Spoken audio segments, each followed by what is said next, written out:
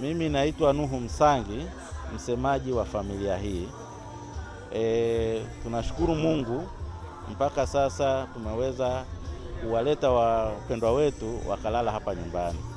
Kwa muda wa sasa hivi tutaanza saa 5:30 kwenda kanisani kuanza ibada. Baada ya ibada tutakuwa na salamu za rambirambi kule kanisani. Tukimaliza watu wataanza kwenda kwenye magari kuanza safari ya kwenda Ngulu, Mwanga, Kilimanjaro kuwahifadhi wapendwa wetu. Tunatarajia kuwapumzisha kesho siku ya Jumatano huko nyumbani tarehe 18. Ratiba ya nyumbani itaanza saa 1 asubuhi ambako tutapokelewa kule. Baada ya hapo misa itafanyika nyumbani kwa marehemu kuanzia saa 6 mpaka saa 9. Tunatarajia tukumkamilisha mchakato wote wa kuwahifadhi wapendwa wetu. Polisi bado wanaendelea na uchunguzi, walituambia watakamilisha, watatupa taarifa. Jana walivyokabidhi walifanya ule uchunguzi wao kulingana na taratibu zao, wakatukabidhi, wakatuambia ripoti itapatikana watakapokamilisha upelelezi. Tunakumbuka kwa upendo wao, walikuwa na ushirikiano na familia na majirani na kanisani kwake. Kwa hiyo tumepoteza mtu ambaye alikuwa na ushirikiano na upendo na watu wake. Hakuwa na ugomvi wote na mtu yeyote tunaofahamu sisi. Kwa naona ni mtu mwema na familia ilikuwa watulivu. Nilipokea taarifa za msiba nikiwa nyumbani wilayani Mwanga Toloha. Nilipigiwa simu kwamba mdogo wako amefariki pamoja na bwanake nyumbani kwake. Hapo kwa kweli nilipata shida sana kwa sababu ni kitu ambacho sikutegemea. Kwa sababu alikuwa haumwi. Nilipokea kwa taarifa kwa muda wa saa 4 asubuhi. Ndio nilipigiwa simu na mwanangu. Hapo kwa kweli nilikosa nguvu kabisa.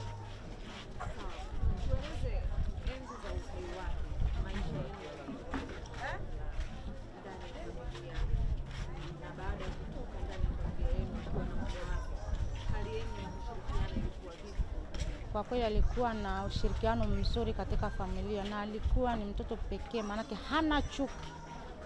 Sauti alikuwa ni mtu wa furaha. Na alikuwa na upendo na ndugu.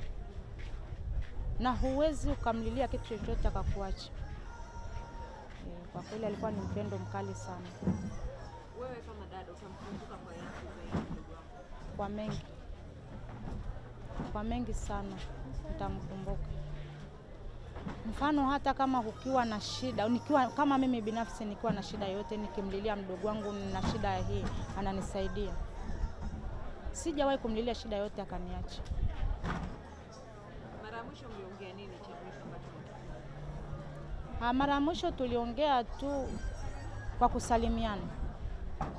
Tulisalimiana baada ya hajapita mwezi. Alinipigia simu tukasalimiana, tukaongea mambo ya nyumbani. Basi ndo hatukuongea tena.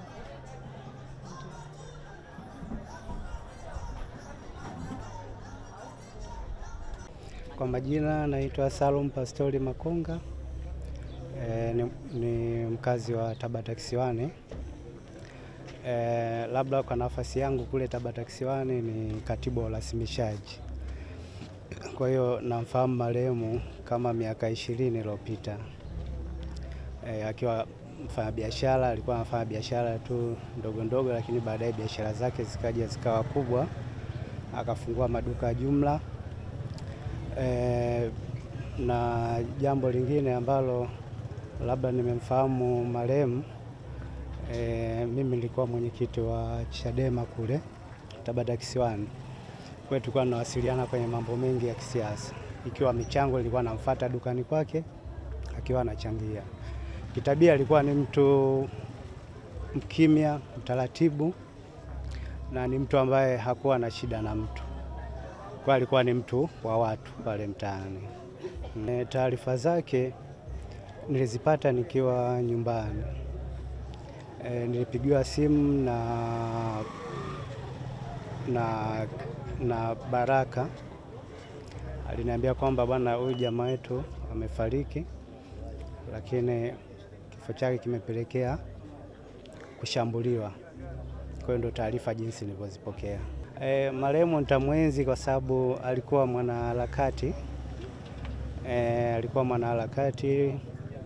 Alikuwa mwanachama katika tawi letu wa Chadema. Na alikuwa ni mtu wa kujitolea kwenye chama.